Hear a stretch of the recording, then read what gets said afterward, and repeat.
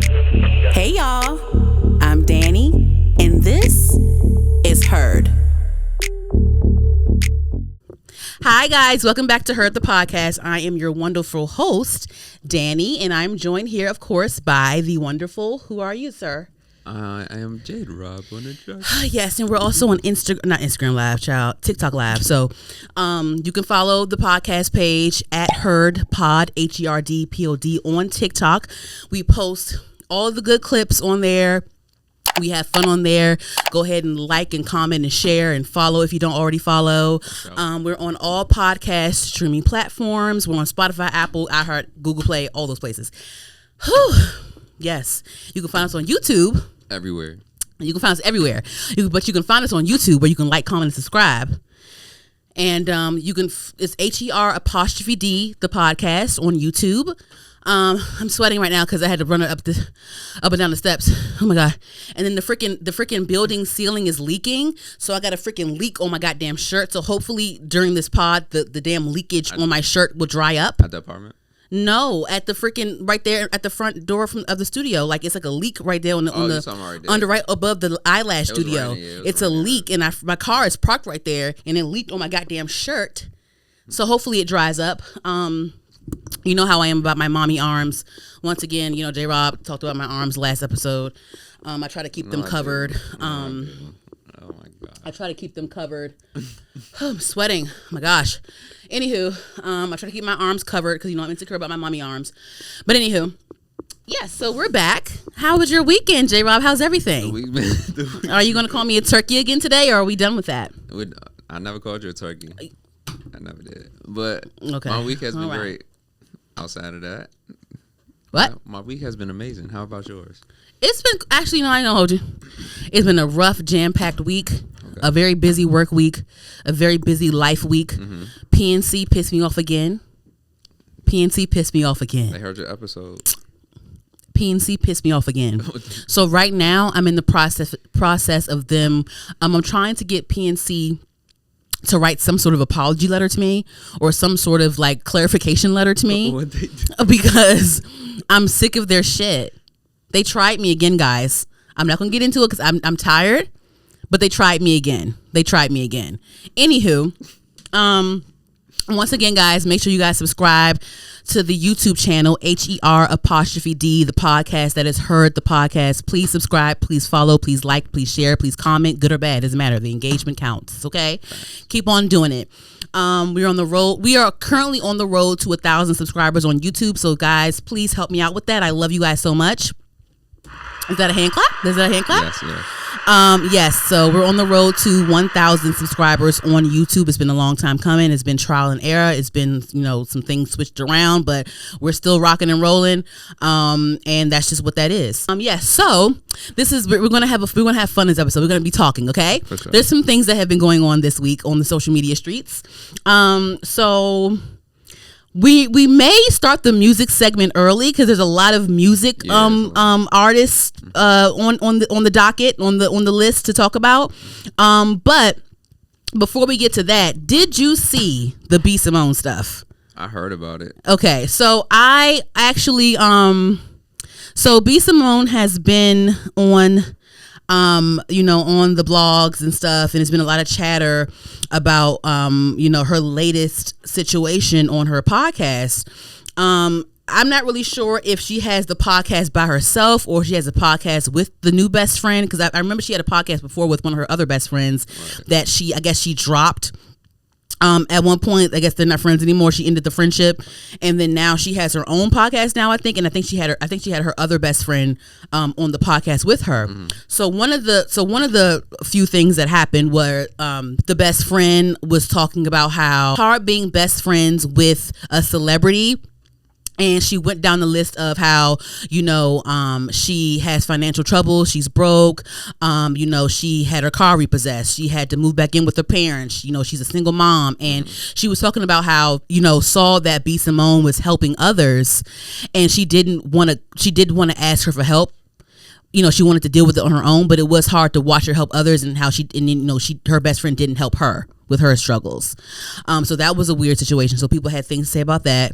Then there was another situation on that same episode, I believe, where B. Simone talked about her finances, about how her finances aren't where she wants them to be at, and to the point where one day she walked into a Bloomingdale's and checked her PNC account and had to go and walk out to H&M and cried about going to H&M. So that was a nice little discussion piece for the blogs and things like that. So there's that. And then there was another thing. There's another thing where the best friend discussed how at one point something good happened to her. This is all the same episode, y'all. At one point something good happened to her, and she called B. Simone to share the good news. And then B. Simone called her back and said something like, I don't know how this made me feel. I don't know why I feel this way, but I just don't feel good about your good news. And that was kind of weird. So that was another discussion piece for all the blogs and stuff. So we're here to discuss, guys, just real quick, not too much, okay? Here's the thing about B. Simone. I always admired her work ethic. I always, in general, I love people that are self-starters, self-made, and I feel like people like B. Simone are self-made. I feel like, I recognize her ambition, and she tries to make way for herself. I remember at one point she was on someone's podcast a few years ago, and she discussed how she moved from one city to, I don't know if she moved to Atlanta or moved to LA or somewhere. She moved somewhere, to go on Wild and Out and stuff, but just basically just to find her way in the entertainment industry. She started off doing hair, but I remember she said that she moved from her hometown to another city with only like $300 in her bank account. She only had $300 in her bank account, and she just tried to make it work. She hustled until she got on Wild and Out and all these things. I'm paraphrasing y'all, but it's like, girl, that's why I'm like, girl, you moved to another city with only a couple $100s in your bank account. Why are you crying about going to H&M? Because it wasn't too long ago when you only had a couple $100s in your bank account. So what you crying about H&M for? And then also H&M is not that it's not that cheap. It's not H&M and Zara and all of them. Yeah, it ain't that bad. And also it's just like I saw on the Breakfast Club that they were discussing it as well, and they were just like, girl, because Charlamagne and Just Hilarious, they all know her, and they're like, girl, like, what are you doing? Like, you're not being relatable. People are not going to fucking like you anymore. Like, what the fuck is your problem? Let me see if I can play the clip. Hold on. Just my finances, like the budgeting. You see how I am nitpicking every little thing. I've never been like that. We were in Bloomingdale's yesterday. I'm like, we have to go to H&M. Yeah, like I notice it in me now, just nitpicking, and it's not even. I just don't have it like to spend the liquid. Yeah, I'm used to having liquid. I'm used to seeing a certain amount in my account, but just my finances. Who B. Simone is planning to get sympathy from, and you know what's so crazy to me, Just? Yeah, the people are the reason that we're in the positions that we're in. Yeah, like, ain't she the stand-up comic? Yeah, right? She is. If your audience feels like they can't relate to you in no way, shape, or form, and they feel like you look down upon them because you'll lose them. Because exactly, like, damn, B, like, why did she even put that out? Because it shouldn't be a disconnect. No, at all. And working hard people, like people that work hard and buy tickets, they the ones that we need.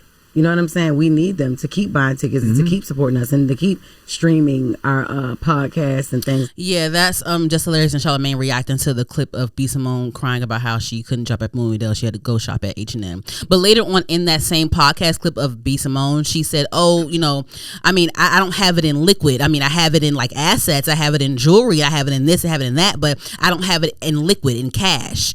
So it's like, girl, you're even saying like, you're saying that your life is still worth more than H&M. Like, what are you like? It's just like, what on earth? It's like, why would you sit there and cry about H&M and like out loud in front of? This is something that you say off camera or like in secret. Because like, what are you saying about people that shop at fashion? Because I shop at Fashion Novas. I'll even do a TJ, because TJ Maxx is TJ Maxx. You can find some nice little pieces at TJ Maxx, Burlington Coat Factory, Ross. You can do some Ross. I be finding things at Walmart.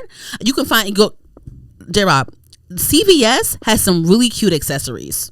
Oh no, they got some cool. CVS has some really cute, like when I'm at CVS and I'm in the checkout line and I see the little thing with the hats and the scarf. Like, what is this cute? Let me get a little hat real quick. I definitely have like hats. I bought a fanny pack from CVS one time. Like, I have no shame in my game. Like, so what's wrong with H&M? and Zara, because they kind of high. Shit, even Fashion Nova kind of high sometimes. Zara's fire though. Yeah, it's just like these people that pay for your tickets and pay for your lip gloss and pay for whatever you sell. They can't afford Bloomingdale's. We can't afford Bloomingdale's like you can. That's crazy. Shout out to Bloomingdale's. That's weird. But so I just with B Simone, like I always admired her hustle, but I kind of started looking at her funny way back during the pandemic on this podcast, like way back. Where when she had those journals that she made, that she plagiarized, she stole the journals from, like, I think she stole the idea from like Pinterest, or she stole the idea from someone else. But when she sold like manifestation journals and she plagiarized the layout of it, I didn't like that. That's when I'm starting to look at you kind of funny, girl. Like, this is weird. And then and I didn't really care for when she announced that she was dropping friends. She dropped one of her friends, the girl that she had the podcast with, Megan, and then she dropped a couple other girls too in that same friend group. And she was just like, you guys no longer serve me. You no longer serve me. And I get it. Like, it's your life. You have the right to, remove people out of your life, whatever. But it's just like, I didn't like how it was broadcasted to everyone, and I didn't like how, their reaction to it. They basically were just like, she just up and said that to us. There was no warning, no nothing, no conversation, no nothing. And it ties into, just with women. I can only speak on a women's standpoint. J. Rob, you can chime in if you want to when it comes to men. But I feel very lucky that I am, I now have a group of friends. I have a solid group of friends, and they understand me. If we have an issue, we discuss it. We argue, but if we have an issue, we discuss it. I've had situations where I was friends with people where it's like, oh, they walked out of my life because I guess maybe I had too strong of a personality, or maybe, this or that or whatever, but it was never a discussion. It was a whatever. I'm like, whatever. I'm just going to stop talking to you. I'm going to be weird now. I'm going to just be weird now. And it took, it was kind of hard for me to adjust when people would do that, because it happened to me a couple times with just a couple people or whatever. But I had to sit and realize, like, what? They're not for me. If I'm too much for them, they're not enough for me. Or, if they can't sit and discuss an issue with me, or if they're intimidated by me, or they can't handle being confronted or whatever, they're just not for me. And it doesn't mean that there's something wrong with me. But then also, I can have ways about myself that may be toxic, but I have a solid friend group that we discuss things. Like, no matter what other friends change in my life, the same people, the core people always remain the same. Right. And I'm so lucky that these people I met in elementary school, middle school, and high school. Like, I love that. I feel like adulthood, if you still have a core friend group that you met throughout your childhood, that you grew up with at some point, that is amazing. I feel like that, especially as a woman, because women can be catty, and it's hard to make friends as a woman. People just, it's hard, especially if you have trust issues, whatever. But I think I'm really lucky for the core friend group that I have, for sure. But with the B Simone stuff, it was weird hearing her best friend discuss, how, she watched her struggle with her money and losing her car and being a single mom, having to move back home with her parents. And then also when she had some good news to share, she couldn't handle that either. She couldn't handle, she could handle watching her struggle, but then she couldn't handle a phone call when she would get opportunities that would help her life, which is weird to me. So it was like, how is she your best? How are you a best friend? Like, this best friend word keeps being thrown around. And, like I said, I feel like I'm super lucky, and like, I to have a core friend group. But like, it's just when it comes to the best friend stuff, like, what is a best friend to you, J. Rob? Like, what does it mean for someone to be a best friend? And like, do you consider certain people in your life to be best friends to you? I always say that I don't have like a best friend, but I have like that core friend group of like probably like a few, like 5 people, maybe 4, 6, 5, 6. But yeah, best friend is like, I can't explain the best friend things. I don't have a best friend. So, but I know the people who are like the core what do you think a best friend is though? Like, when you hear the word best friend, like, when people talk about their best friend to you, what do you understand a best friend what do you understand a best friend to be? Like they celebrate you, they uplift you, give you spirituality, peace, all of that good stuff. They help you. Like there's a lot of things though that comes with a best friend thing. But I mean, do your core folks do that for you? Yeah, but you just don't that's why I'm saying, like, I think that when it comes to the best friend stuff, like, I'm sure that there's definitely real best friends out there, but I think that, like, I had to realize, like, to me, I just feel like it's a label. It's a label. Like, it's just a label. Like, your friend is your friend. Like, whether you call it a best friend or not, if that friend it checks all the boxes and they're there for you, and you know they're genuine, and they talk to you, and they're honest with you, and you know you can be yourself. Like, they don't judge you. They're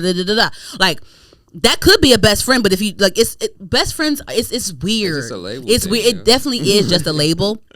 It definitely is just a label. Like, I was like, I don't know. It's like, yeah, because like sometimes, like, in friendships, like, you know, you could say, oh, this person's my best friend, but then they still love you, but they may not label you as their best friend. But it's just like, it don't really matter, because like you act like you're my best friend, like, because you do all the things that a best friend does. So it's like, I mean, yeah, you don't want to call me your best friend because you call someone else your best friend, but girl, you know I'm your best friend. Like, you know I'm your best friend. Like, like when we fight, you can't not talk to me for no long time. Like, you know what I'm saying? Like, it's just like, we're gonna get back to this. You know, it's a family. Right. It's a family. You know what I'm saying? So it's just like, the best friend thing is just a label. But I definitely you know, I focus on the actions more than the label. And that's where I'm at right now in my friend group, in my world, in my mind. But like, that whole thing with B Simone and her quote unquote best friend, that whole stuff, like, y'all ain't best friend. That's weird. Yeah, I don't know. Like, that's your best friend. What kind of friends do you have? What's the regular friends giving? Do they try to stab you in the back or something? What's going on? Like, I don't know. That shit is weird. It's very weird. So off of that, anywho, next on the list. So let's talk about India Love for a second. Okay. You haven't heard that name in a while, huh? Yeah, I know. But she's resurging. Because she's stepping into the streaming community, and she was also a part of Cenat Streaming University. Right. And she seems to be really cool and close with DDG, and you know, she's making her rounds, and she's cementing herself into that industry. Now. She was actually on 360 with Speedy on Complex. Let's play a little bit of a clip real quick to discuss. Yes. The original band. You know, organically. What has been like the most lucrative for you thus far? Would you say it's like music? Would it be like OnlyFans? Would it be streaming now? I think OnlyFans was the most lucrative, but I stopped. Oh, you off it now? I stopped OnlyFans probably like the beginning of this year. Why? If it was lucrative, you should have kept running it. It definitely was lucrative, but I felt like I just didn't like going into these bigger meetings, and like, once they hear the words OnlyFans, they kind of just turn the cheek, or like they have a certain perspective about you. Even though my OnlyFans content was very tasteful, it was very artsy. I did it magazine style mostly. Like, I was very into making it look art rather than raunchy. So it was like, it benefited me very well. But at the same time, I just am in a different phase in my life. I'm getting older. I have nephews and nieces. I really give a fuck about how they feel about me and what they see about me. And it just kind of like, just, you know, organically, this was like, this doesn't feel right. For sure. Yeah. But it takes a very like conscious and mature decision to like walk away from something that was making you the most bread. Trust me, I know. It wasn't that difficult because I have so much faith in God, and I know like He probably didn't want me to be doing that, and now that I'm not doing that, so I'm gonna get something better, which streaming obviously is like, you know. But yeah, it was bittersweet, but it's more so sweet because now I kind of control my own narrative, and people don't have to do like weird shit. Yeah, so she was on Speedy's Complex show, and you know, if you all know India Love, to my understanding, she was like one of the original Instagram baddies. She has sisters as well. At one point, she had a BET show with her and her sisters. They kind of it reminded me of like how the Kardashians came up when they had when they first started their reality show, and you know, of course, they're at where they're at now. So when India Love, aka India Westbrook, the Westbrooks, when they had their show with their sisters, I definitely feel like they were trying to like model it after the Kardashians and try to use that same formula to, you know, elevate. And I guess it didn't work out, you know, it didn't work out or whatever. So they canceled. So the show was canceled. So she's resurging now, and she's basically said, like, you know, she doesn't want to just be a pretty face, and she doesn't want to just be known for pretty pictures, and she wants to have substance. Like, you know, she wants to show her personality more. So I watched her on Streaming University, and she definitely talked about showing her personality more. And again, you know, she's surrounding herself with different streamers, and, you know, going on different streams, and, you know, just, you know, improving the same way they do, and you know, just showing her personality. And you know, she said that she had to step away in the clip. She said that she had to step away from OnlyFans, even though it was something that was the most lucrative for her. She wanted to, I guess, choose her integrity first. Like, you know, she wanted to choose her substance and her, you know, her substance first, which is commendable. I commend her for that. I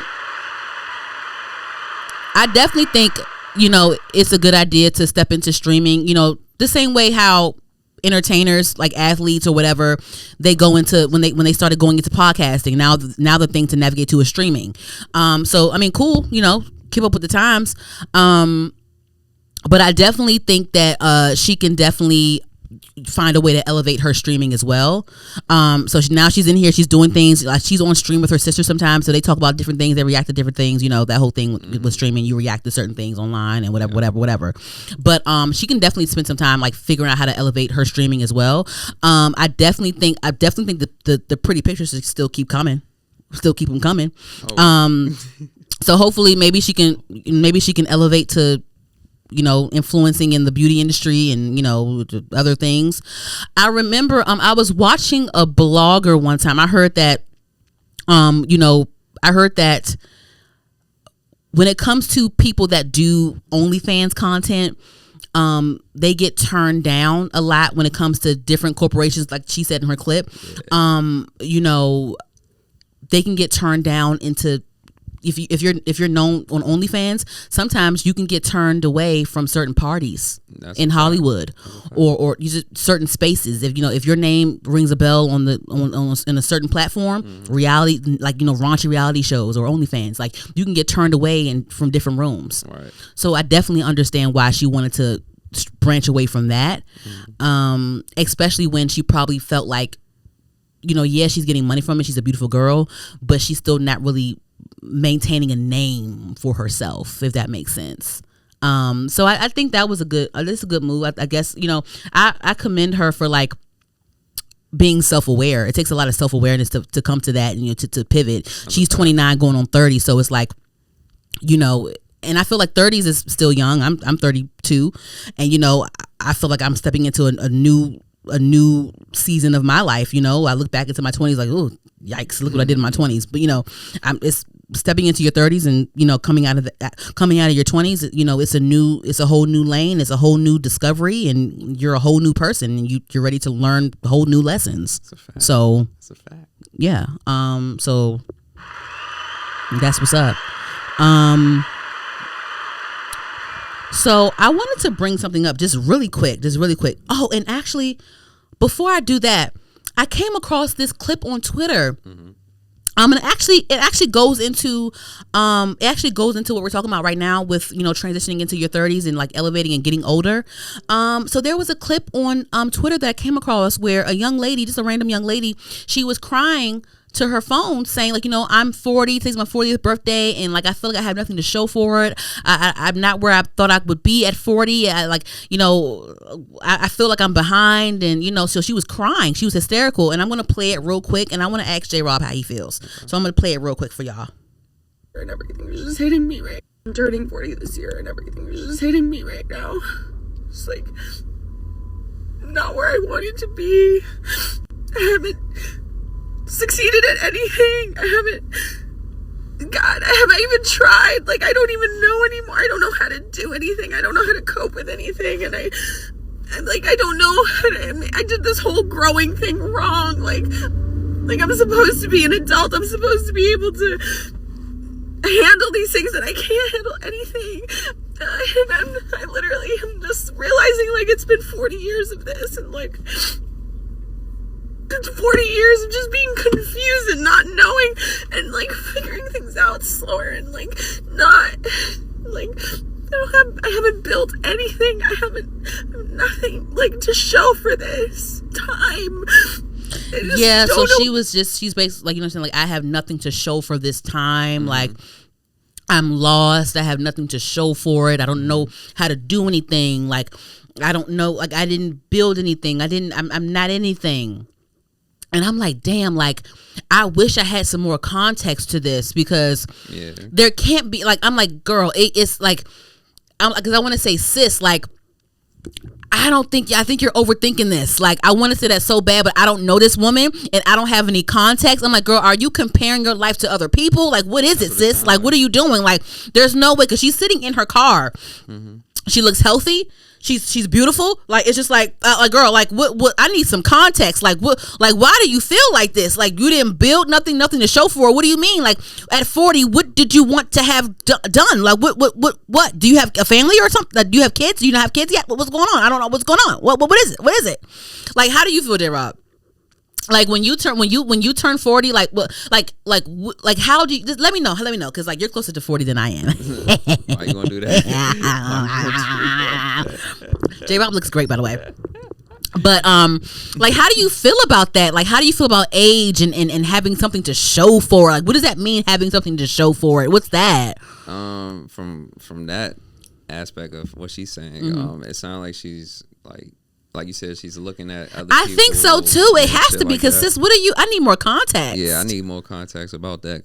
But as far as for me getting to that 40 number, it's like I'll probably feel younger. Like, I can't wait to get to 40. I can't wait. Like I don't know. I know I'm gonna feel good.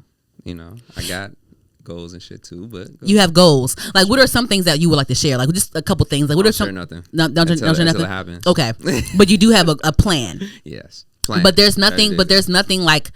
Okay, you have a plan. Okay, sure. Okay. I definitely, in my mind, I definitely want at 40. By the time I get 40, I definitely want to have like I want to be a homeowner at least, and I want to at least be building a family or about to have a family or have a family already. I would want those things, but I have to put my faith and trust in God and let him, navigate and because people, like I said, women are having kids in their mid 30s now, mid to late 30s now. Some are having kids at 40. Ashanti just had her first kid at 42, I think, or whatever. I think Ashanti's 42. Ashanti's in her 40s. I think she's older, right? Let me see. She might be. I think she's the same age as Beyonce and them. Let me just make sure, because Beyonce's 42, 43 years old. Okay. Let me just make sure. Ashanti had her first child a year ago. Ashanti is 44 years old and she just had her first child. So that was God's plan. So I'm sure the baby's happy and healthy, and her and Nelly have a reality show right now on Peacock. So they're happy and healthy, and and to my understanding, because they were on the Breakfast Club promoting their reality show, and Nelly is pushing 50, I think. Let me make sure. Let me see how old Nelly is. 50, and 50 is still like all of that is young, to be honest. Nelly is 50 years old. Yeah, and he actually already has children. He has grown children. Oh, his name is Cornell. You know that? No. Oh, it is. Oh yeah, Cornell. Nelly. Oh, okay. They may be my age. They look like they're my age. But of course, he rekindled with Ashanti, and I'm sure that Ashanti wanted to have kids of her own. So they had kids. He agreed to have kids with her again. Sure. But I remember he was saying on the Breakfast Club the other day, he was like, this is her first child, but he did mention I don't want to be, running around too much, because I think they asked her if she wanted more. I think I can't remember, y'all, but I remember him saying he don't want to be 50 something years old chasing toddlers, because he's already 50 right now and he has a fresh baby. But it's like, I'm already 50, y'all, like chasing around these kids at 50 years old is already gonna be a lot. But he had the baby, he had Ashanti's first baby with her, because they love each other and she wanted that baby. She wants to be a mother. So, but at 44, 45 years old, so that was God's plan for Ashanti, and that was purely God's plan, because they spent the block for real. Ashanti and Nelly spent the block for real. Like they were placed in the same place at the same time. Things aligned the way they needed to align. So that was definitely God's plan for sure, in my opinion. But so it's just, oh my God, I wish I knew this girl. I wish, and the thing is, when you look at her, she looks like look at her. Does she look 40 to you? Nah. No, you look good, girl. it's just like, damn, I wish I knew this girl. Damn. But I have to keep, but like, you know, like I have to keep remembering in my head, like, because when I see people that are doing what I do, but they're more successful, like, okay, that's their path, that's their plan. I have to focus on my plan, focus on my path, and what's good for me, what's right for me, and you know, I have to keep going and keep doing what I want to, when I think I need to do to get where I need to get, and God will work it out the way it needs to work out. I have to just be focused on myself. But yeah, that really broke my heart. Like, damn, girl. But anywho, focus on your journey. Yes. But anywho, so on to Brenda's song. Do you remember Brenda's song? By who? Brenda Song, the actress Brenda Song. She's married to Macaulay Culkin. Okay. She played London Tipton on The Sweet Life of Zack and Cody. She was in Get a Clue, I think, with Lindsay Lohan. Let me hold on, because Brenda Song, don't do Brenda Song. I think that she was in, what was it called, Wendy Wu, on Disney Channel. Let me just bring it up. Hold on. The Sweet Life of Zack and Cody. She was on Wendy Wu, Homecoming Warrior. She was in Like Mike. She was on the Social Network movie about Zuckerberg. She was on Stuck in the Suburbs, and the Disney movie Stuck in the Suburbs. Let me see, what else was she in? A lot of Disney Channel stuff. Film the Future. Yes. A lot of Disney Channel. A lot. I see a lot of that. Yes. So anyway. She was actually, I caught this story on Twitter as well. She says that, it says, from the Pop Crave Twitter account, it says, Brenda Song reveals she sat down with the president of Disney after the company didn't want to let her appear in the movies The Social Network and Gran Torino. I'm not familiar with the movie or show Gran Torino. It quotes Brenda. It says, I was just like, I'm an actor. When you hired me, I was not a hotel heiress, referring to her role on Sweet Life. If I have ever done anything in my personal life to ever draw bad attention to your company, I understand. But this is the last season of the show, and this is the opportunity of a lifetime. So I guess she was referring to Gran Torino. And she was just saying, like, you know, if I understand if I'm a bad look for the network, but I'm not. Like, why do you want to halt me? Why do you want to prevent me from going on these, you know, these more adult movies and TV shows? Like, you know, what is it? Because she was on The Social Network. I think I remember her on that movie. I think she was one of the girlfriends, I think. And she has a Netflix movie called Secret Obsession as well. See, when did The Sweet Life of Zack and Cody end? I'm Googling it for you guys now, or for myself. In 2008, yes.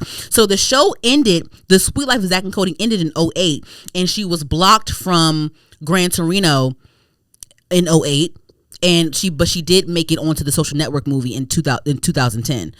So she was trying to, I guess when she stepped out the Disney role, she's trying to go for adult roles, and which is understandable. And I'm sure that a lot of Disney folks do that, and you know, only a few have transitioned into adult roles after Disney. Mm-hmm. You know, it took Miley Cyrus a while to break that Hannah Montana look, but she's finally coming back and embracing it. But it took her a while. She had to really like do stunts and shit to really break out of her Hannah Montana role. Like, remember the Bangers era, y'all? Like, so it's just like, it's understandable. But with this tweet about Brenda, I saw that Christy Carlson Romano retweeted it and said, period. And of course, if you guys know, she was the voice of Kim Possible, and she also was Ren Stevens on Even Stevens, the iconic Christy Carlson Romano. And she is also a podcaster as well. I enjoy her work and her talking and her, you know, her content and all that stuff. She's still a really cool creative. And I'm sure that she definitely understands where Brenda is coming from, especially coming from the Disney background. I think that Christy Carlson, if I remember, I think that she had her own struggles of, you know, trying to break that image. I think that she, I think if I remember correctly, there was a song, because she wanted to get into music at one point, and there was a song that both her and Katy Perry recorded, and I think it ended up going to Katy Perry because I guess Christy's Disney image kind of overpowered, you know, the person that, you know, was in control of who the song goes to and how the song can be pushed and all that stuff. There's that. And I remember at one point Adrienne Bailon, she started in 3LW, but she definitely had her foot in Disney Channel with the Cheetah Girls and all that stuff, the movies and the group and the tour and all that stuff. Mm-hmm. I remember she had a show with Julissa way back. I think it was on the Style Network. Girl, I'm telling my age. I remember on the Style Network, Adrienne and Julissa had a show together. Let me see her last name. Julissa, is it Julissa Bernardo or Julissa? Let me see, Julissa Bermudez or hold on, I can't remember Julissa's last name. Julissa. Let me see. Julissa. Oh my God, Julissa. Nice let me see. And let me see. Julissa. What is Bermudez? Is it Julissa Bermudez? I think that's Julissa's last name. Yes, it was called Empire Girls, Julissa and Adrienne. They had a show on the Style Network back in 2012. Both Latinas. But yes, I remember watching that show. And I remember when Adrienne has a beautiful voice, by the way. We all know Adrienne's voice. It definitely was was one of the dominant voices in 3LW. And she definitely dominated in the Cheetah Girls, especially after Raven left. She has a beautiful voice, beautiful woman. And I remember, and I think it was on the show, I remember watching her, at one point on the show, they were following her musical journey and she wanted to get back into music. But I remember she was saying how, and she kind of broke down, she was saying how, she is afraid to fully get into music because she's afraid that people will still see her as the Cheetah Girl. And then also she was insecure about her voice. I remember she said that she felt like her voice sounded childish. Okay.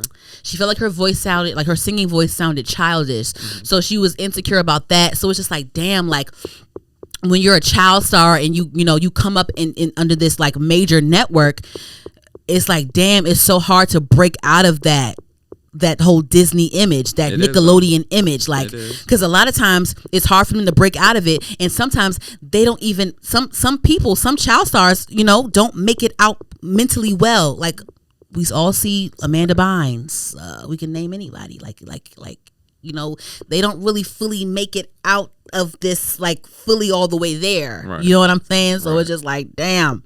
So it's like, damn, that Brenda song thing kind of brought me to all the things that. So I think it's messed up that they tried to block Brenda's song from those situations. I don't know if Disney was like holding on to her to help her to hopefully to give her another Disney movie or some shit, or if y'all were trying to block her from elevating into her. If Disney was trying to block her from elevating her career and had no plans on using her in anything else, crazy. That's messed up. Right. Like, if Zach and Cody's over with, like, let that lady go and do her grown woman shit. She's a grown ass woman. Because a lot of times, even though, like, a lot of times those people those child stars, those actors that are playing children, a lot of them are already fucking grown. Like, right. Phil of the Future, the guy that played Phil in Phil of the Future, I think he was already like 25, 26 playing a high school kid. Right. On High School Musical, I think Monique Coleman, the black girl on there, I think she was already 26 playing she was already 26. That's how it be. That's how it be sometimes. I think the youngest people that were actually teenagers was Zac Efron and Vanessa Hudgens, and I think Ashley Tisdale, maybe. Everybody else was fucking grown. Pushing fucking 25, 26, 27. Yeah. Yeah. The woman, Trina, I think her name is Trina McGee, that plays Angela on Boy Meets World, Sean's black girlfriend. She was the oldest one on that whole cast, playing I think she was already in her mid to late 20s, playing a freaking teenage high schooler. All the other kids were like 17, 18, but she was already 26, 27 playing their age on the screen with them. And of course, she still looked good because, she still looked good.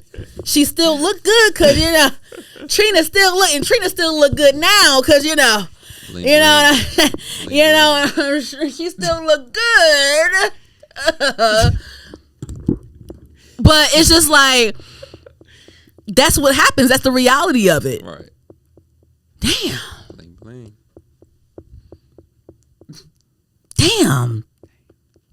Damn, y'all. Good. I commend all of y'all though, because Listen, I will be nothing without That's So Raven. I will be nothing without the Proud Family. I will be nothing without Lizzie McGuire, Hillary Duff. Wow. I'll be nothing without Parent Trap. I wouldn't be here without the Sweet Life of Zach and Cody, Ashley and Brenda, and Cole Sprouse and Dylan, all of y'all. I listen, y'all made my childhood worthwhile. Monique Coleman. I love seeing that black girl on. Listen, I love seeing that, like the black Corbin Blue and Monique Coleman on High School Musical. I love that. I love, like, yes, two black people on here. Yes, two black people. Yes, the two black people on this damn movie. This whole movie. There's two black folks on this whole movie. Yes. But no. Anywho, what was your favorite childhood memory unlocked on a network? What was your favorite TV show or whatever? Back in the. I'm gonna give you another one. Sorry. Which one? I'm sorry. I'm gonna give you another one. Drake, I know where you started, and I'm never going to forget. I know where you started, Drake, and I'm never going to forget. I remember seeing you, Drake, before you had the shape ups and stuff, when you were just a light skinned Jewish boy in the halls of Degrassi. I remember where you started, Drake, and I will always respect you for that, because you were a pivotal point in my life, because Degrassi was a pivotal point for me. No, don't laugh, because I'm serious. Degrassi was a pivotal point for me, because that's when I felt like I was stepping into my preteen, like, oh, menstrual cycles are coming, and oh my gosh, menstrual, like, oh, I'm grown now. Oh, boobs, pregnancy, what's that? You know, I was stepping into myself as a young lady, as a pre-woman, a preteen. So Degrassi was definitely a pivotal part for me in my growth as a young woman. I will always respect. That's a piece of my life that I will. Okay. Listen, pregnancies and all types of stuff. It was all type. It was drama. I'm like, I'm only freaking. I actually was watching Degrassi when I was like. I think I started Degrassi when I was before I was 10. I think I was like 9, because one time I was in the basement watching Degrassi one time. Let me see, when did Degrassi Next Generation air? You was tuned in. I was tuned in. Let me see. Degrassi it first aired 2001. In 01 I was 8 years old. So I was like 8 years old in 01. I remember I was in the basement. This is when I used to live in Fort Washington. Me and my parents, we used to have a house in Fort Washington. I was in the basement. I was watching the episode where I think Emma got her period in class. Or don't know. I think Emma either Emma got her period in class or something. Emma was on the screen. And Emma was talking, and she was like, oh my gosh, I'm not having sex. She said something about sex real loud. And I was in the basement watching it. And my dad was actually coming downstairs in the basement to get something he was getting something in passing. And when he heard the word sex on the screen, I'm sitting there 8 years old watching it. He was like, what's this? What's that? What is this? What's this? What is this? What's that? What's that? What show is this? What is this? What is this? Oh, it's Degrassi. He was like, okay. And he walked away, like, because dads, they care, but it's like, okay, whatever, okay. They said sex, okay, like, she's 9, whatever, you know. But I was definitely 8, 9 years old watching Degrassi, and I saw how Emma got her period in class with that white skirt on. But anywho, I was tuned in, okay. Too young. I was watching Flavor of Love. Too young. All that shit. It was a lot. But what is your favorite TV memory to unlock real quick? What's a pivotal moment for you where you feel like, okay, I'm feeling changes in myself. Like, am I getting grown now? What you used to watch, J-Rob? I used to watch like all of the black sitcoms and stuff, like Martin. That's like, but that don't count though. That's like cultural staple. Like, right. I was watching Martin too at fucking 7, as and Living Color at freaking 5 and stuff. Right. That don't count though. Like, that's black culture. Like, you supposed to watch that at fucking 5 as a toddler. You supposed to watch Martin as a toddler. Like, that's the like, you're black. Like, that doesn't count. Give me something else. What else? It was a lot of them joints. Cause what was the joint? Dang, what was that joint? The cat. It was. What the fuck was that joint called? Scarlet. What was it called? The cat. I forgot what the joint was called. It was one of them joints though. It was on Nickelodeon or something, I think. It was a grown show? No, it wasn't a grown show. Cat Dog? It was a grown show. Dog? No, it was a grown show. It was like a nasty show on Nickelodeon. Or was it Cartoon Network? Cartoon Network was a nasty little thing after a certain hour. What? I'm trying to Cat something on Nickelodeon? I can't think of the name. On Nickelodeon? I think it was on Nickelodeon. Yeah. Cat? Nah, it had Scarlet. It It has something with a cat though. I can't remember. Remember the Adventures of Alex Mack when she would melt to that little Capri Sun stuff, that little metal stuff. When she would melt. Remember Alex Mack? Yeah. It was like a little Capri Sun melt, like a little Capri Sun. I'm like, is this a Capri Sun? The fuck? I gotta go back in history because remember 101 Deeds for what was the dog? Remember the boy turned into a dog and he had to do 101 Deeds to turn back human again or some shit like that. I remember that. Remember Pete and Pete? I remember Pete and Pete for sure. Hey, dog. Now it's all Animorphs. That was my shit. Wow. Remember Animorphs? Wow. Remember So Weird? Remember So Weird? That was my shit. Animorph. Wow. You know what was a good one? Remember Courage the Cowardly Dog? I remember that joint. Hey, yo, this is crazy. This is like, it's like all of the shows back then. You Googling it? I'm trying to look. I'm trying to find the show. We can move on because I can't find that shit. Okay. Anywho, damn. Find it though. Damn. Give me something else to unlock your memory. Like it used to be like, you know, the Gang of Pets and all that shit. Huh? It came in like a game like that too as well. What? I just remember all that shit because I had, you know, I got sisters. So the what? Nah, the show. With the show that I'm thinking about, I can't think of the name right now. I'm gonna find it though. But not really too much shows like unlock my like made me feel like that was more like music videos. You were nasty. Like you a boy because you was watching them nasty ass when Nelly swiped that card and that girl's butt cracked that one time. Okay, all right.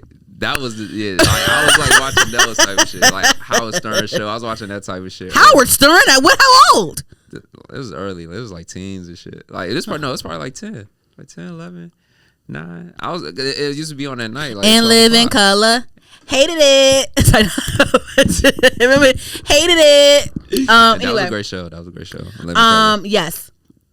Anywho, moving along. And just real quick, y'all. Real quick. I know last episode I gave a compliment to Tyler Perry, but then it came out that he has like sexual assault allegations coming his way. And huh? Go ahead. Huh? Oh no, go ahead. What'd you say? I ain't say no. What'd you just say? I ain't say no. Yes, you did. No, I didn't. Yeah. So apparently, guys, Tyler Perry is being sued for $260 million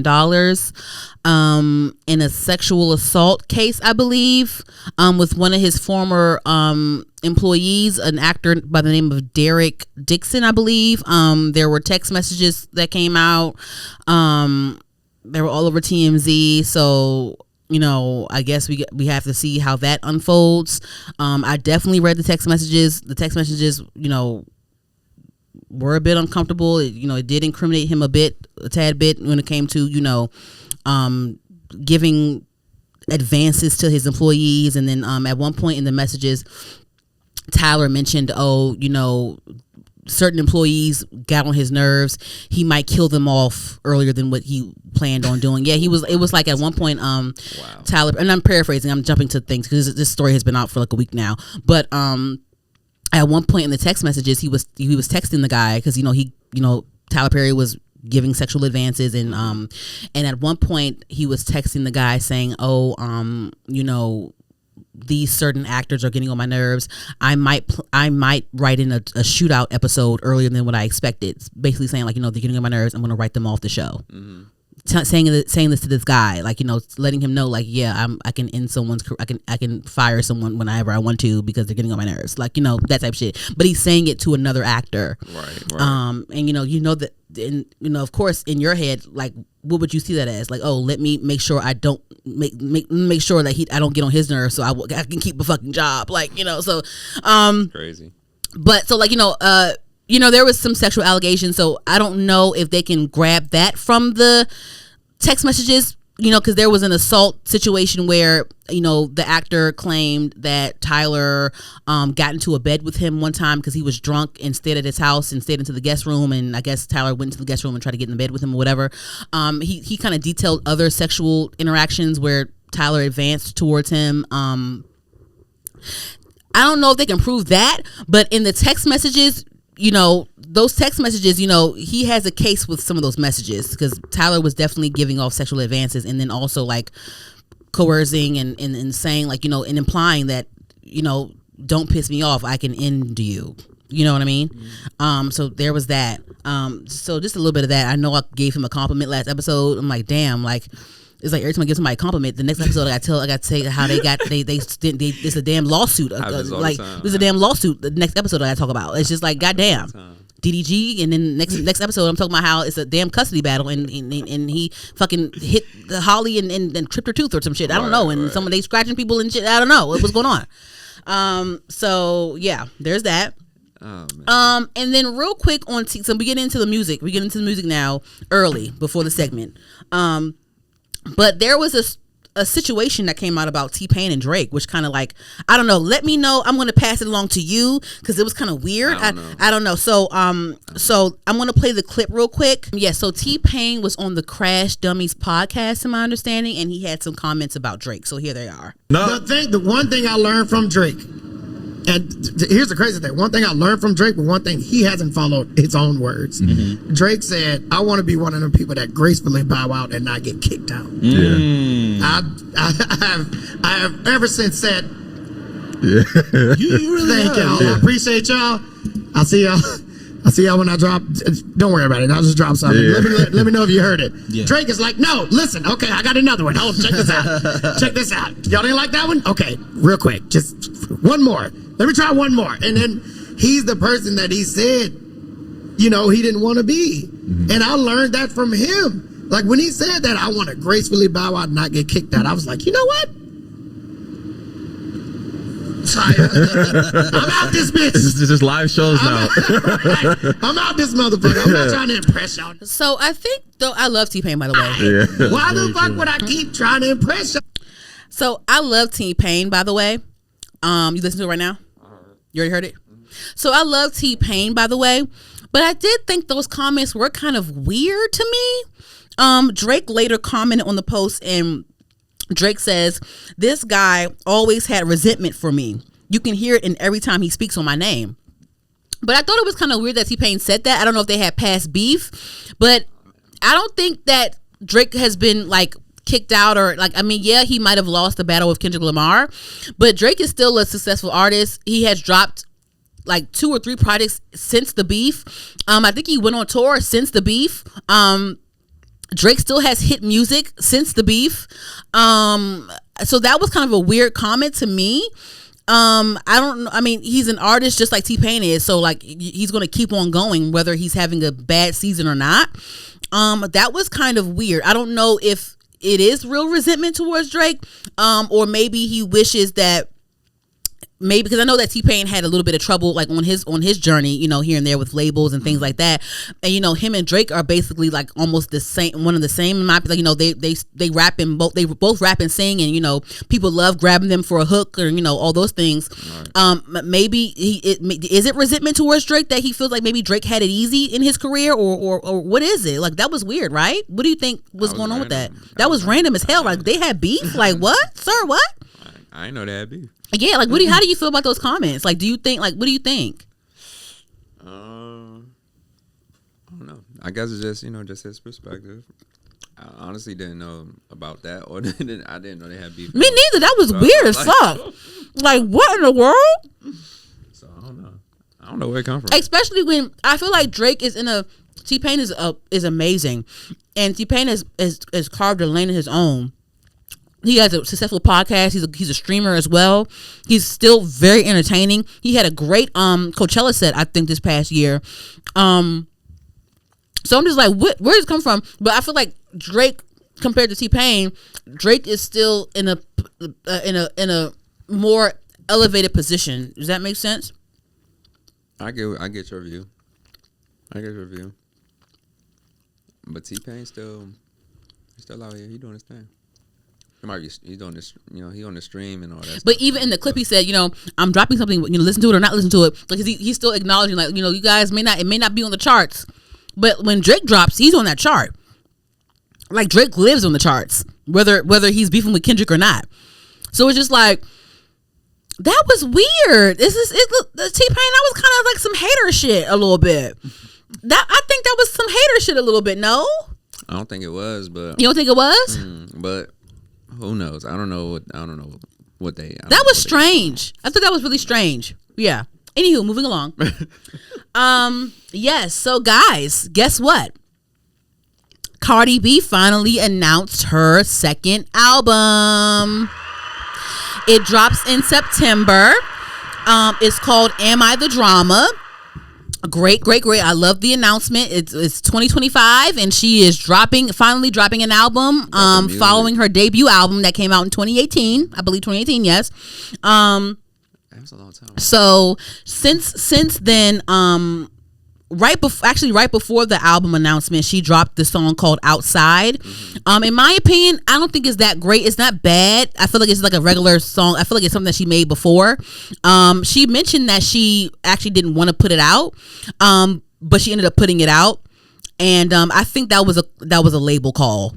In my opinion, I think the label was like, yeah, just put the song out. Most likely. And because once she put the song out, she was booked for like a Spotify performance. So I think she needed to put the song out for the performance. She needed something new for the performance.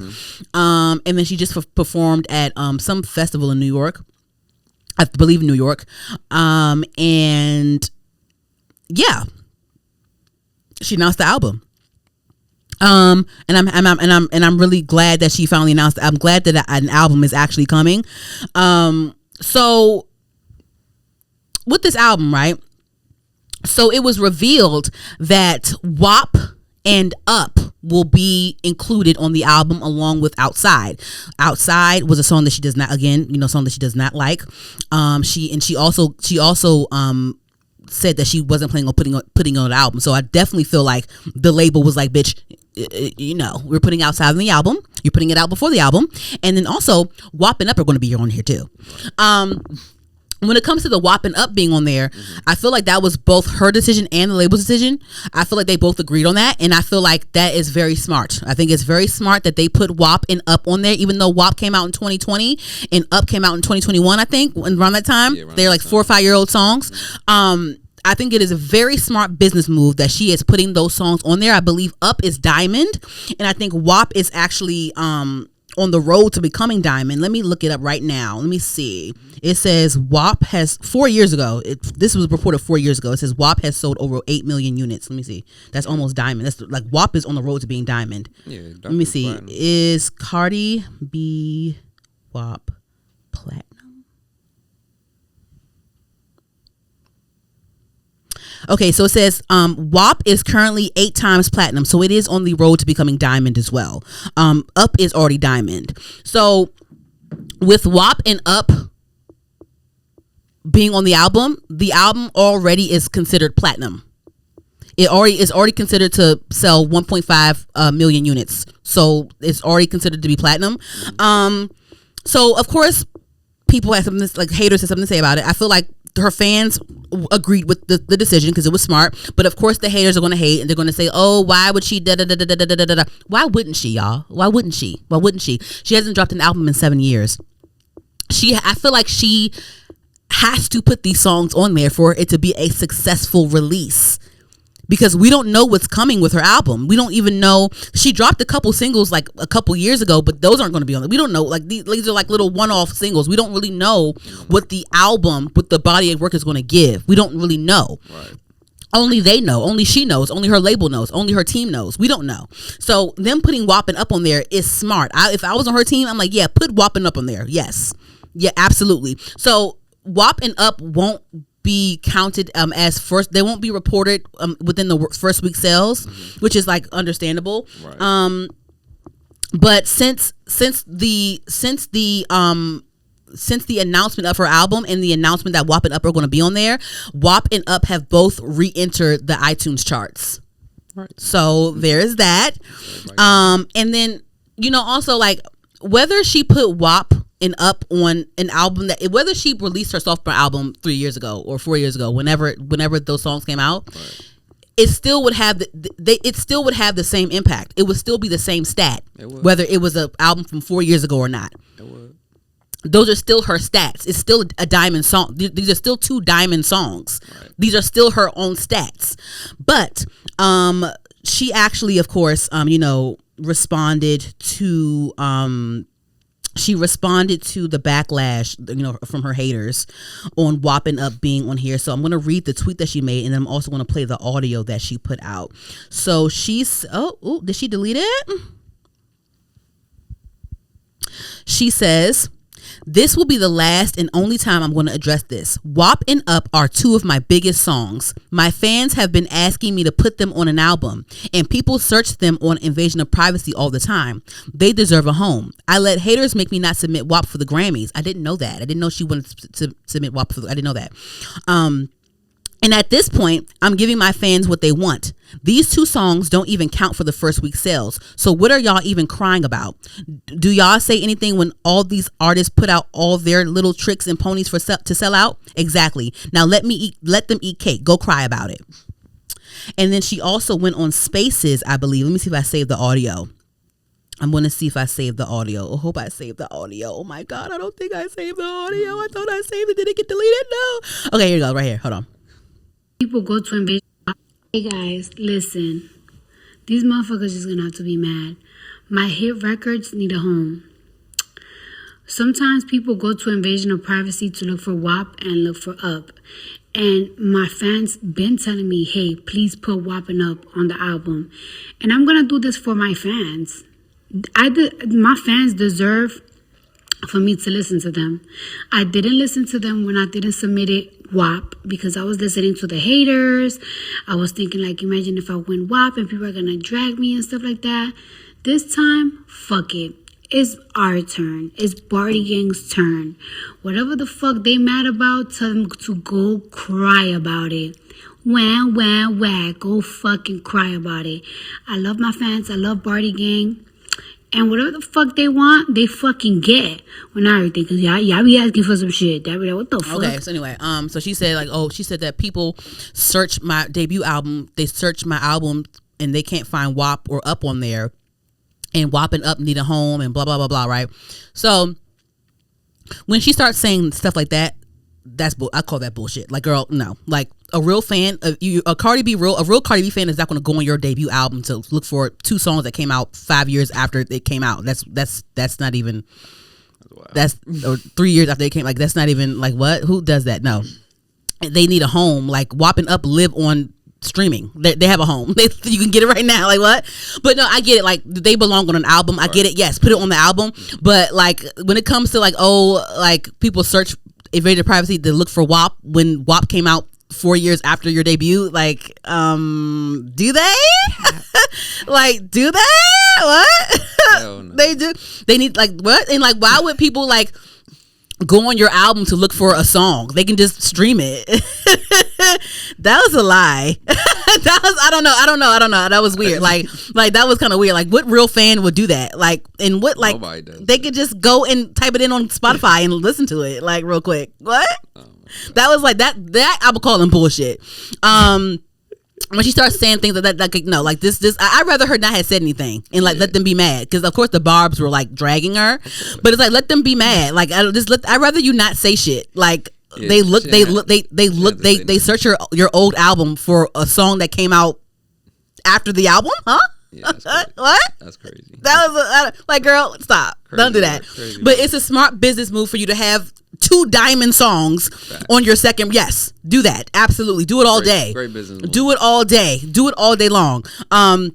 Yes, I think she needed to do that, because once again, it's been 7 years since her debut, and we don't even know what a 2025 Cardi B sounds like for real. Yeah, she dropped these little one-off singles and stuff, but those one-off singles didn't even do what WAP and Up did. Like the Like What freestyle and the other Enough. It charted top 10, but it's like it didn't do anywhere near WAP and Up.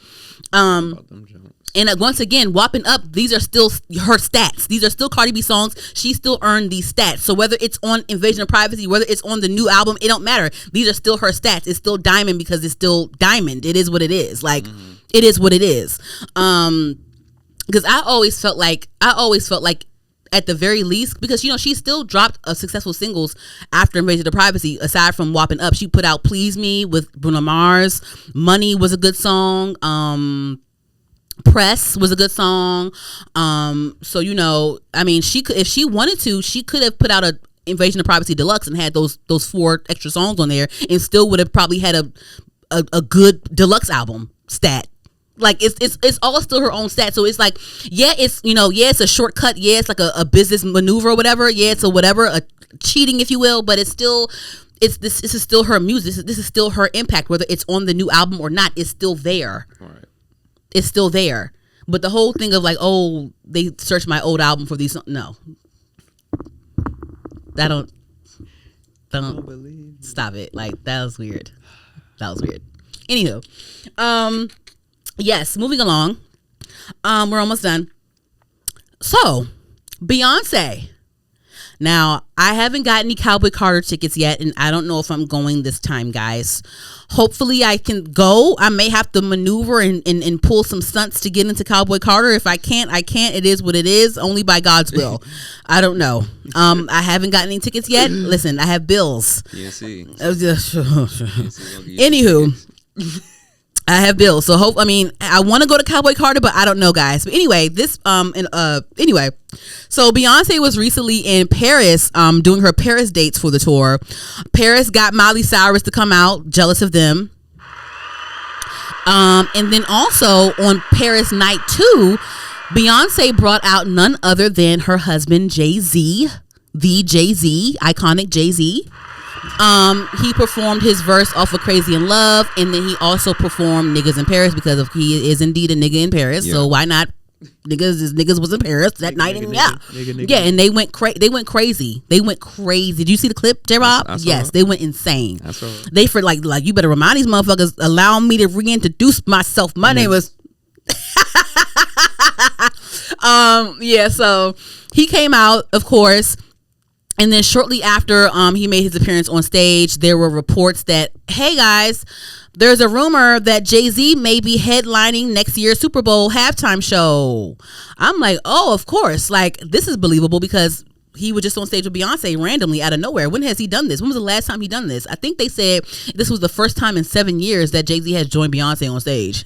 I'm like, damn, was it 7 years? Damn, it's been a while. So... Of course, they're calculated, so it's like he ain't just gonna pop up on stage just for no damn reason like that. So I think yes, I believe the Super Bowl halftime show rumor, and I'm gonna push it a little bit further. I think. Let me know if I'm in my conspiracy bag. I think after this halftime, I think that he will perform on the halftime show next year, 2026. I believe that. And then I think I wouldn't be surprised if he steps down from his role in the NFL Super Bowl halftime position. I don't know, because it's just weird to me. It's just weird. I mean, yeah. And people always asked him to like, oh, when are you gonna do it? When are you gonna do it? Mm-hmm. But it's like, why now?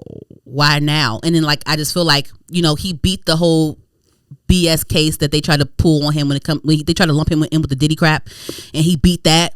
But I'm not sure. I didn't look into it too far, but I did. Maybe I'm wrong, but I think I heard about he kind of lost some, or he couldn't get certain loans, or he couldn't close certain things because of that BS that happened. Even though he beat it. And even though he still held his position at the NFL, even after that, when they cleared that up.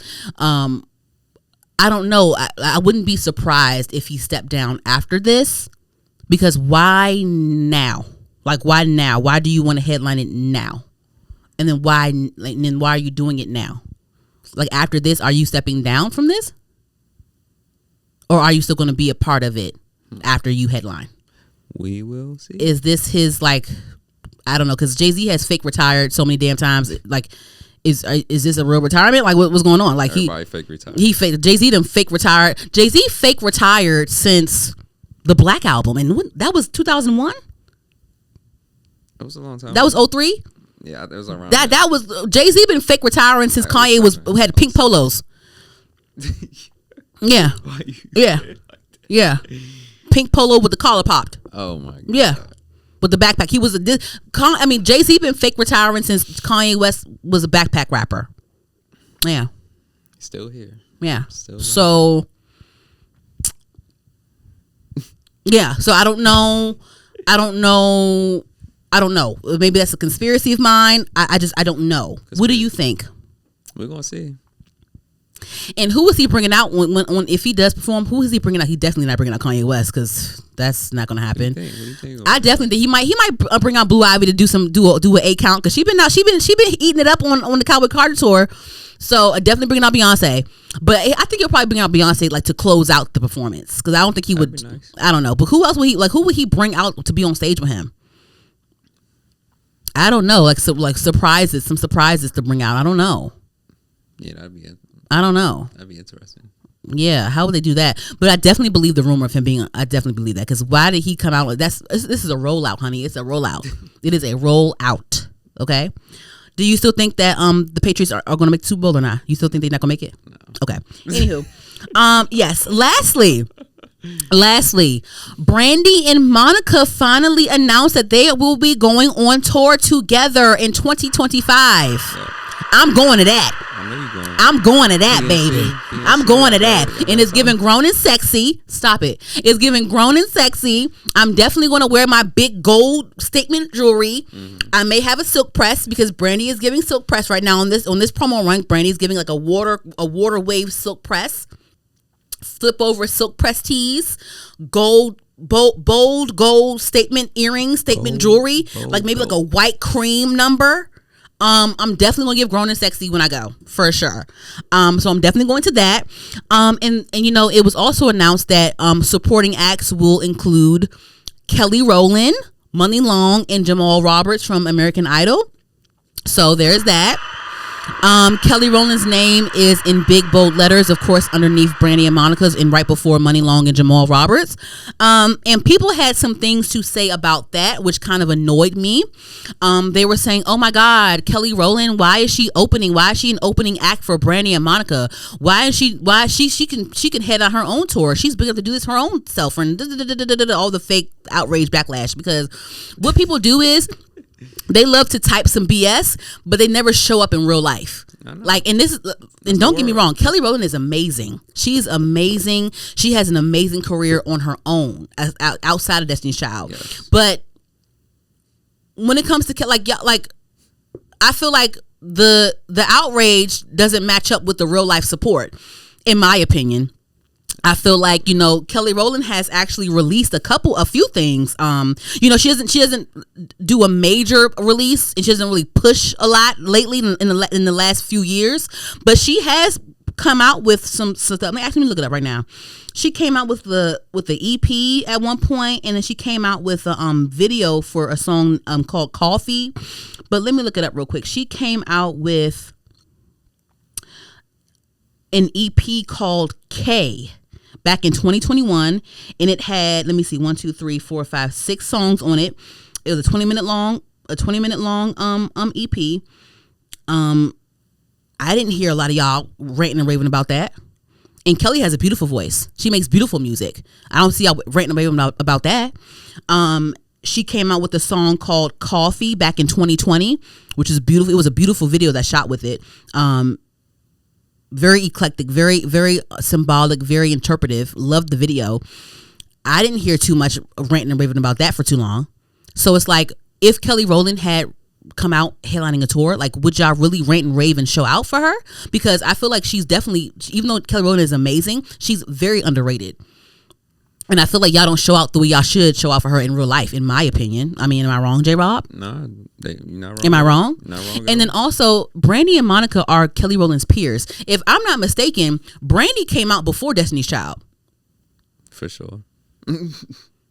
Y'all act like when it comes to debuts, y'all act like Kelly Rowland is Brandy's senior. No.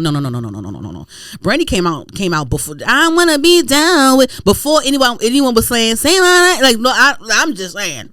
Monica too. I'm just saying, before I was singing Destiny's Child, I was watching what I was doing before I was saying, before I was jumping. Well, you know what I was singing? Up in the morning, new day is calling, it's me, not realizing my responsibilities, it's me, my best friend's always on my mind, I wanna be down, come on, I gotta do what I gotta do, I gotta move, moat to the, eat to the, moat to the, eat to the, moat to the, eat to the, Moesha. Moesha. Oh no. But no, I definitely, and that's another pivotal moment for me. I was definitely watching Moesha when I shouldn't have been watching Moesha yet. And my dad was really into making me read books at one point. So I went and got like Moesha books. And he had to tell me that the books were too mature for me. You bet. Like, cause he took it and was like reading a little bit of it. Right. He was like, this is too mature for you. Don't read these yet. You been grown. Yeah. Out here. Yeah. It was too grown for me. So before I could recite any Destiny Child song, and don't get me wrong, Destiny Child is Destiny Child. Mm-hmm. But before I was doing anything, I was definitely eat to the Moesha. And reading the books. Yeah. Yeah. So, and then Monica shit. Let me see when Monica came out. Shit. I was like 90. What? 90, because I think Brandy came out. Let me see. When was Brandy 93? Debut? Brandy came out. Let me look it up. Brandy's self-titled debut album came out in 1994. Let me see. Destiny's Child debut. I feel like they came out in 96. Let me see. Officially came out in 90. Let me see. Let me just make sure. Destiny Child is the debut studio album February 17th, 1998. So Brandy came out in 94 and Destiny's Child debuted in 98. Okay. Let me see. Monica. Any bets? Let me bet before I hit send. What you think? What year you think Monica came out? 90, debuted? 93? No, 94. 94? 95. Yeah, so Monica Brandy debuted in 94. Mm-hmm. Monica debuted in 95. Mm-hmm. And Destiny's Child officially debuted 98. Yeah, I think it was 97 or 98. It says, oh shit, did I forget what it said?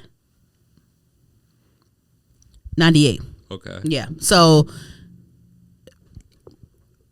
I don't know what the problem is. What's the problem here, guys? I don't know. And this full lineup is of respectable R&B singers anyway. So it's just like, what's the problem, guys? This makes sense for Kelly Rowland, in my opinion, because if she's trying to come back out into music, and this will be a great rollout for her. So this tour doesn't start until like September, I think. Yeah. So this is enough time for Kelly Rowland to start rolling out her new music. It's time for Brandy and Monica to start rolling out their new music, because they're going on a press run right now, announcing their tour together. Yeah. They don't have any new music to push yet, but I'm sure it's coming. It only makes sense. Money Long is a talented writer that has been in this industry for over a decade, a long time. So like, these are all respectable women. So what is the problem? Why are you downsizing like Kelly Rowland as if she's like this is amazing for her? I don't understand what the problem is, y'all. Y'all didn't care when she put out the song Coffee. You didn't care about her AP from 2021. You act like you don't give a fuck. When she came out and was starring in a damn Tyler Perry movie, she was on interviews. Y'all kept asking her about Beyonce. Like, y'all act like it's like, what are you doing? Like, it's like, shut the fuck up. And go see her in concert if you care that much. If you care that much, go buy a ticket to see Kelly Rowland, because I am. I love Kelly Rowland. I'm gonna buy anything she sells, because I'm a supporter of Kelly Rowland. I watch Mia Culpa and everything. So yes. Anywho, support. That was weird. I'm like, y'all just be saying anything. Oh my God, she's too big. And then somebody was like, why didn't Beyonce have Kelly Rowland open for her on her tour? What? They don't understand. She be there, so she'll be away. What? Oh my God. I don't know. The internet is wild. It's weird as fuck. Wild place. Anywho, I don't pay attention to it. Anywho, that's it for me. Anything you want to talk about before we hit on some music and close this out? Nas. I think Nas put in a bid. Real quick, did you see that Jim Jones shit? I didn't. I've heard about it. I heard about it, but I'm like, what is his problem? I didn't pay attention to it. Me neither. I'm like, what are you talking about? Because I can name more Nas songs than I can name Jim Jones songs. Of course, we can name more albums. But he act like he act like Nas is irrelevant. What kid ask a kid now? First of all, if you ask a kid now, they can only name one Jim Jones song. I seen a video with it. All the kids didn't know who Jim Jones was. Oh, but someone knew Nas, and I forgot who else they asked. But yeah, it was crazy. It was funny. I was like, damn. Oh well, but Nas and Resorts World officially submit a bid to expand Queens Casino into a $5.5 billion resort. Really? Yes. So they got he's on his mogul tip. He always been on his mogul tip secretly. Nobody be don't be knowing. You think Nas is laughing at Jim Jones right now? Like, nigga. Of course. He probably didn't even think about that nigga. He probably got more money than Jim Jones. Of course. Jim Jones still trying to get, like, Jim Jones is trying to come back out and be like a old YN. That's what it's giving. That was weird as fuck. Like, he was on somebody's platform, like somebody's podcast, really going in on Nas. Like, I'm like, what is your problem? Hey, look, shout out to Nas. Like, that was weird as fuck. Clap it up for Nas. That was weird. But that's my news for him. Nas rapped backwards on a song and it still made sense. That was one of the best songs for sure. I got that album. But go ahead though. We're in our 30s, by the way. Hey. Yeah, I don't know. Try to say the only viral thing about Nas was the Jay-Z beef. Sometimes I just think people just like to talk. Nas is in one of the most iconic black films. Nas is like, Nas is a part of an iconic scene in a black movie that people still recreate to this day. Great investor, everything. But on to the music. Next segment. Back to life. Yeah, back to reality. Back to reality, Jim Jones. Don't let him. Real quick, I listened to Lizzo's mixtape. It was cute. Okay. She was rapping. I didn't. Like, it felt like a nice, like, therapeutic. Like, she was rapping. She was just rapping. I feel like she wrote every word. Shit. But like, she is a writer though. She is. It felt therapeutic for her. She was talking to all her haters and all that shit. She had SZA on it. She had Doja Cat on it. She had some Tay Keith beats on that motherfucker. She had some Zaytoven shit on there. She was rapping. It was cute. It was cool. It was cool. Yeah, it was real cool. I think it was smart for her to do that because I know that she wants to roll out a full project. And she actually put out a song a couple months ago that it didn't really get a lot of buzz like that. It kind of came and went. I'm not saying that the quality. I'm not saying that it was it was worthless. I'm just saying that media wise it kind of came and went. Right. But she released a song called Still Love in Real Life. Okay. And I think another song she put out was called Still Bad. She put out a song called Still Bad and another song called Love in Real Life that she put a video out for. So those two songs were released back in February and March. And I, it kind of came and went, in my opinion. But she put out this mixtape, and I think that this is pretty cool. She hopped on the what's that remix called? What remix? I'm talking about In It. Oh, I know you're talking about. Fuck. Why don't I was just singing it. Fuck. How I go? I'm talking about In It. Big Pluto, bitch, what the fuck? Down. Win Whammy. Yeah, she put out her remix of Win Whammy, and so she's been doing her rap thing. So I think this is a really good pre-rollout for her full project work. Just to get her back on the radar. That's pretty smart. I think that's a really good business move. And I enjoyed the mixtape. It was really fun. She talked her shit on there. She had Doja on there again. SZA, she works well with those two women. Those women are also very creative in their own right. So yeah, I think that was pretty cool. I still haven't listened to Samara Sin's album yet. I am planning on doing that.